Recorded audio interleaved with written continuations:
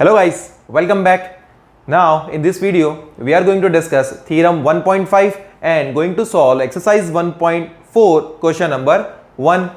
Let us see what has been written in theorem 1.5. Let x be a rational number whose decimal expansion terminates.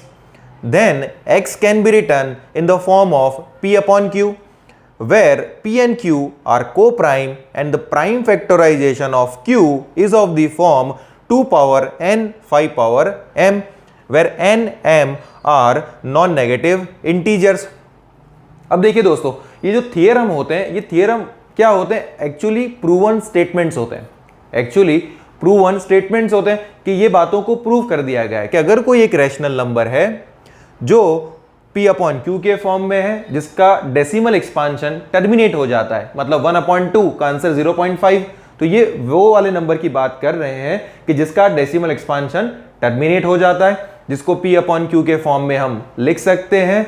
और p and q are को prime, जैसे 1/2, तो 1/2 1 और 2 दोनों को prime number है. को प्राइम नंबर क्यों है? क्योंकि दोनों नंबर के बीच में जो कॉमन फैक्टर्स है वो सिर्फ 1 है. 1 के अलावा कोई भी कॉमन फैक्टर 1 और 2 का नहीं होगा. ठीक है. उसके बाद में बोला हुआ है and the prime factorization of q is of the form 2 power n और 5 पावर m. मतलब जो अपॉन में वैल्यू जो होगी p अपॉन q, मतलब 1/2, तो जो 2 है, 2 के फैक्टर्स क्या होने चाहिए? 2 पावर n या 5 पावर m. मतलब डिनोमिनेटर में या तो 2 होगा या तो 5 होगा या तो दोनों होंगे, उसके अलावा कोई भी नंबर नहीं होना चाहिए. अगर ये सिचुएशन होगी तो वो रैशनल नंबर का डेसिमल एक्सपांशन क्या हो जाएगा? टर्मिनेट. अब ये बात को हम एग्जांपल्स के थ्रू अंडरस्टैंड करेंगे. जैसे एग्जांपल 1/2 है. ठीक है, 1/2, तो इसका आंसर क्या आ रहा है? 0.5. अब इसका डेसिमल एक्सपांशन टर्मिनेट हो रहा है. इसका डेसिमल एक्सपांशन टर्मिनेट हो रहा है. ठीक है, डेसिमल एक्सपांशन टर्मिनेट हो रहा है, तो अभी हमने कैलकुलेट किया 0.5, 1 डिवाइड बाई 2 करके फाइंड किया ये 0.5. लेकिन मुझे ऐसे ही 1/2 देखकर ही बताना है कि ये रैशनल नंबर का डेसिमल एक्सपांशन टर्मिनेट होगा या नहीं होगा. तो वो मैं बता सकता हूं कैसे? कि इसके डिनोमिनेटर में या तो 2 होना चाहिए, इसके डिनोमिनेटर में या तो 2 होना चाहिए, या तो फिर 5 होना चाहिए, या तो फिर 1/2 इंटू 5 होना चाहिए. अगर इस तरीके के फॉर्म में है तो मैं ये नंबर और ये नंबर को देख के बता सकता हूं कि इसका जो डेसिमल एक्सपांशन होगा वो टर्मिनेट हो जाएगा. इसका जो डेसिमल एक्सपांशन होगा वो टर्मिनेट हो जाएगा. देखो 1/2 मतलब 1 डिवाइड बाई 2 जब हम करेंगे तो आंसर आएगा 0.5. जब हम 1/5 करेंगे तो आंसर आएगा 0.2. जब हम 1/2 इंटू 5, ये क्या हो जाएगा? 1/10, और 1/10 की वैल्यू क्या आ जाएगी? 0.1. देखो तीनों सिचुएशन में क्या हो रहा है? डेसिमल एक्सपांशन टर्मिनेट हो रहा है. इसका मतलब डिनोमिनेटर में या तो 2 होगा या तो 5 होगा या तो फिर 2 इंटू 5 होगा. तो वैसे सारे रेशनल नंबर का डेसिमल एक्सपांशन टर्मिनेट हो जाएगा. और डिनोमिनेटर में 2 और 5 के अलावा अगर कोई भी नंबर है, 2 और 5 के अलावा कोई भी नंबर है, जैसे कि इस तरीके से 1/2 इंटू 3, तो इसका डेसिमल एक्सपांशन टर्मिनेट नहीं होने वाला है. इसका डेसिमल एक्सपांशन भी टर्मिनेट नहीं होने वाला है, क्योंकि यहां पर 2 तो है लेकिन साथ में 4 और 7 है. 4 और 7 नहीं होना चाहिए. इधर 3 है तो 3 नहीं होना चाहिए. समझ में आया? चलिए अब हम देखेंगे एक्सरसाइज 1.4 से क्वेश्चन नंबर 1 को. Without actually performing the long division, state whether the following rational numbers will have a terminating decimal expansion or a non-terminating repeating decimal expansion. तो फर्स्ट क्वेश्चन जो हमें दिया हुआ है, सब क्वेश्चन, वो है 13/3125. 13/3125. अब देखो फ्रेंड्स, क्वेश्चन में हमसे क्या बोला हुआ है कि विदाउट लॉन्ग डिवीजन, मतलब कि ये 13/3125 है, तो 13 डिवाइड बाय 3125. इस तरीके से वैल्यू कैलकुलेट मत करना, इस तरीके से वैल्यू कैलकुलेट मत करना, और बताओ कि क्या इसका डेसिमल एक्सपांशन टर्मिनेट होगा या टर्मिनेट नहीं होगा. तो हम क्या करेंगे, जो हमारे डिनोमिनेटर की वैल्यू होगी, जो q, जिसको हम बोलते हैं q, ये हमारा p/q के फॉर्म में है, क्योंकि ये रैशनल नंबर है, इसलिए क्वेश्चन में बोला हुआ है कि ये सब नंबर जो है वो रैशनल नंबर ही है. तो हमें बताना है कि इसका डेसिमल एक्सपांशन टर्मिनेट होगा या नहीं होगा.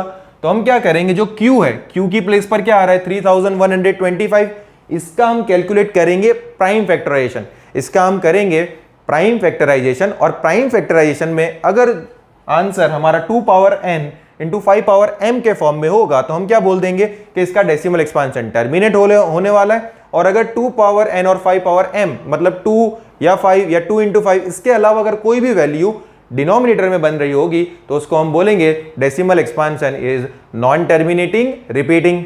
ठीक है, तो अब हम क्या करेंगे 3125। सबसे पहले 3 का टेबल चेक करेंगे। 3 1 जा 3, 3 4 जा 12 एंड नहीं पॉसिबल नहीं है, तो अब हम डायरेक्ट आ जाते हैं 5 पर। 5 6 जा 30, 1 यहां पर बचा, 5 2 जा 10, 2 बचा, 5 5 जा 25। अगेन 5 का टेबल अप्लाई करेंगे। 5 1 जा 5, 1 बचा यहां पर, 5 2 जा 10 एंड 2 यहां पर बचा तो हो जाएगा ये 5 5 जा 25। अगेन 5 का टेबल, 5 2 जा 10, 2 बचा, 5 5 जा 25, 5 5 जा 25, 5 1 जा 5। तो अब जो prime factorization of 3125 is 5 multiplied by 5 multiplied by 5 कितनी बार है 1 2 3 4 एंड 5 टाइम्स है, तो मल्टीप्लाइड बाय 5 मल्टीप्लाइड बाय 5 इसको मैं ऐसे भी लिख सकता हूं 5 पावर 5 5 पावर 5। अब देख सकते हैं कि हम डिनोमिनेटर में लिखेंगे 13 अपॉन 5 पावर 5। अब देखो अपॉन में 5 आ रहा है, 5y 2y या 2 इंटू 5y, तो दोनों ये तीनों सिचुएशन में क्या होने वाला है कि जो रैशनल नंबर होगा उसका डेसिमल एक्सपांशन टर्मिनेट हो जाएगा। डेसिमल एक्सपांशन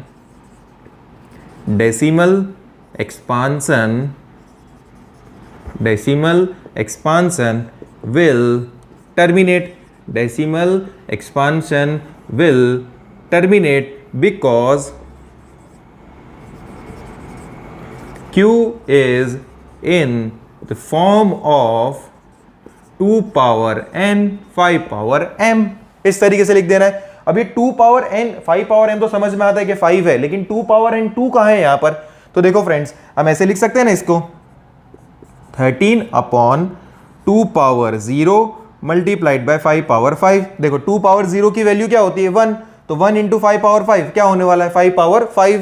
इसका मतलब कि ये जो वैल्यू है वो 2 पावर n 5 पावर m के फॉर्म में है ही।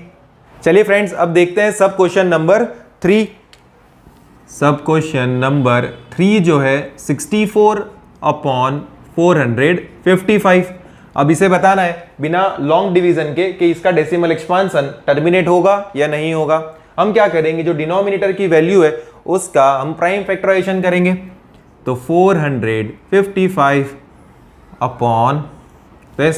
अब 455 है 2 के टेबल में तो ऑब्वियसली नहीं आने वाला। 3 का टेबल चेक कर लेते हैं। 3 1 जा 3 और 1 3 5 जा 15, नो नॉट पॉसिबल। अब हम जाएंगे 5 के टेबल में, तो 5 9 जा 45, 5 9 जा 45 एंड 5 1 जा 5। अब 5 के टेबल में तो पॉसिबल नहीं है। उसके बाद आते हैं हम 7 के टेबल में। 7 के टेबल में ये हो जाएगा 7 1 जा 7, 2 बच गया, 7 3 जा 21। अब 13 तो प्राइम नंबर है तो 13 अपने टेबल में ही आने वाला है, 13 1 जा 13। So prime factors of 455 are 5 multiplied by 7 multiplied by 13। अब देखो 264 अपॉन 5 इंटू 7 इंटू 13। अब यहां पर जो वैल्यू आ रही है वो 5 के साथ में 7 और 13 भी है, 5 के साथ में 7 और 13 भी है। इसका मतलब कि इसका डेसिमल एक्सपांशन जो है वो टर्मिनेट नहीं होगा। इसका डेसिमल एक्सपांशन टर्मिनेट नहीं होगा। क्यों टर्मिनेट नहीं होगा? क्योंकि यहां पर सिर्फ 5 नहीं है, सिर्फ 2 नहीं है, या तो सिर्फ 2 एंड 5 नहीं है, यहां पर 5 के साथ में 7 एंड 13 भी है। डिनोमिनेटर में 7 और 13 होने की वजह से इसका डेसिमल एक्सपांशन टर्मिनेट नहीं होगा। as in denominator there is